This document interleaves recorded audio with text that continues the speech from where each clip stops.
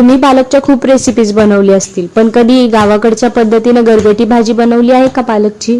नसेल बनवली तर या पद्धतीने नक्की बनवा। आजवर जेवढ्यांनी माझ्या हातची पालकची भाजी खाल्ली आहे त्यांना ती नक्कीच आवडली आहे।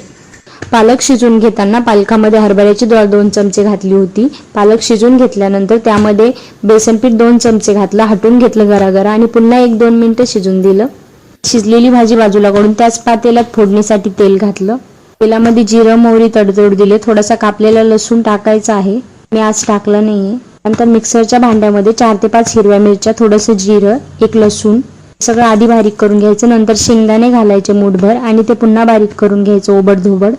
ओबडधोबड शेंगदाण्याची टेस्ट चांगली लागते भाजीत। आता फोडणीमध्ये हे घालायचं, थोडंसं परतून लगेच त्यामध्ये आपली गरगटी भाजी ॲड करायची आणि मस्त 10 मिनिटं शिजून द्यायची। मस्त पालकची भाजी तयारी। रेसिपी आवडली असेल तर लाईक करा। त्याच व्हिडिओसाठी चॅनलला सबस्क्राईब देखील करा।